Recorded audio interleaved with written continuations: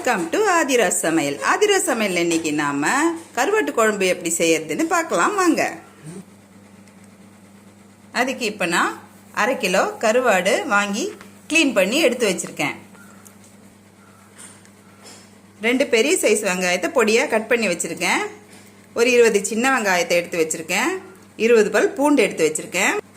4 medium size தக்காளியை அரைச்சி பேஸ்ட்டாக வச்சிருக்கேன்.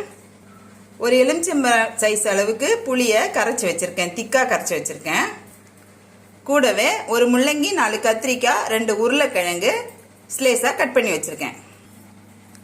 குழம்புக்கு தேவையான மசாலா ரெடி பண்ண மிளகு, சீரகம், சோம்பு, கடுகு, வெந்தயம், கடலைப்பருப்பு எல்லாமே அரை டீஸ்பூன் எடுத்து வறுத்து வச்சுருக்கேன். இதை நம்ம பவுடர் பண்ணி எடுத்து வச்சுக்கணும். இப்போ ஸ்டவ்வில் ஒரு பாத்திரத்தை வச்சுக்கலாம். தேவையான அளவு எண்ணெயை ஊற்றிக்கலாம். இப்போ எண்ணெய் சூடாயிடுச்சு. இப்போ நம்ம 1/2 ஸ்பூன் கடுகு போட்டுக்கலாம். கடுகு நல்லா பொரியட்டும்.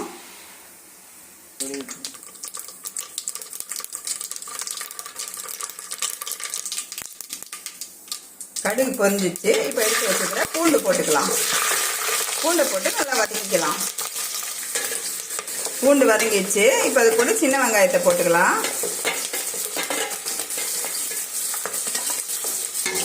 போட்டு லேசாக கிளறி விட்டுக்கலாம்.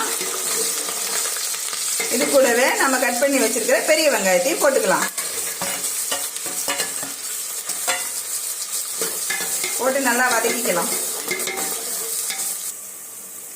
இப்போ வெங்காயம் நல்லா வதங்கிடுச்சு.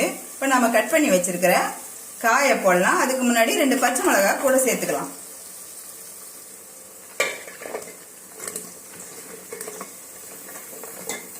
காயை நல்லா வதக்கி விட்டுக்கலாம்.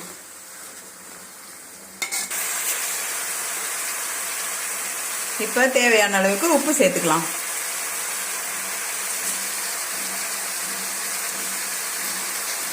உப்பு சேர்த்து வதக்கி விட்டுக்கலாம்.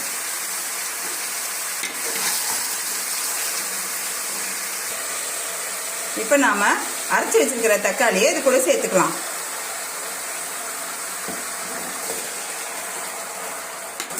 சேர்த்து அதையும் கிளறி விட்டுக்கலாம். இப்போ ஒரு மூடி போட்டு அப்படியே வச்சிடலாம். காய் வேவட்டும் நல்லா. இப்போ காய் நல்லா வெந்துருச்சு.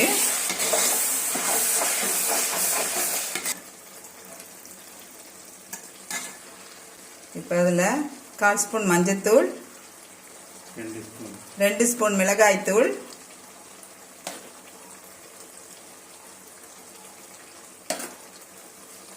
2 ஸ்பூன் தனியாத்தூள் போட்டு நல்லா வதக்கி விட்டுக்கலாம். கொஞ்சம் பச்சை வாசனை போகிற அளவுக்கு வதக்கிக்கலாம். வதங்கிடுச்சு. இப்போ நம்ம கரைச்சி வச்சிருக்கிற புளியை ஊற்றிக்கலாம். உப்பு, மிளகாய்த்தூள் உங்களுக்கு தேவையான அளவுக்கு போட்டுக்கலாம். புளியை ஊற்றியாச்சு.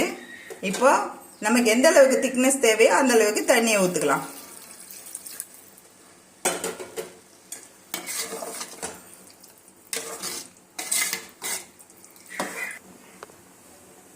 நான் எனக்கு தேவையான அளவுக்கு தண்ணி விட்டுருக்கேன். இந்த அளவுக்கு. உங்களுக்கு எவ்வளோ தேவையோ அவ்வளோ விட்டுக்கோங்க. இப்போ மூடி போட்டு வச்சுக்கலாம். ஒரு கொதி வரட்டும்.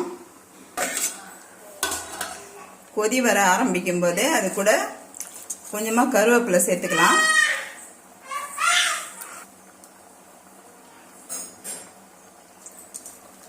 கருவேப்பிலை போட்டாச்சு. இப்போ அது கூடவே இன்னும் கொஞ்சம் கொத்தமல்லி சேர்த்துக்கலாம்.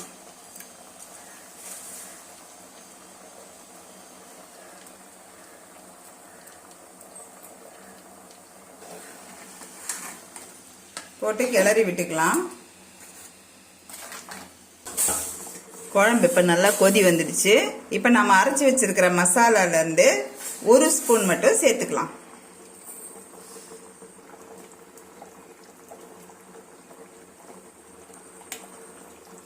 சேர்த்து கலக்கி விட்டுக்கலாம்.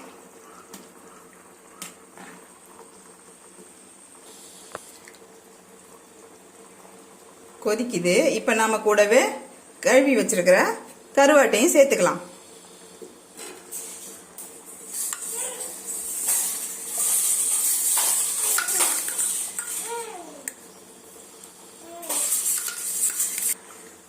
கருவாடை போட்டு முடிச்சோடனே கொஞ்சம் லேசாக கிளறி விட்டுக்கலாம்.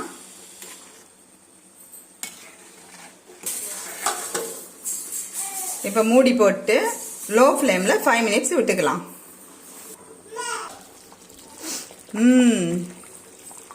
எண்ணெய் பிரிஞ்சு வந்து நமக்கு தேவையான சூப்பரான கருவாட்டு குழம்பு ரெடி. வாங்க சாப்பிடலாம்.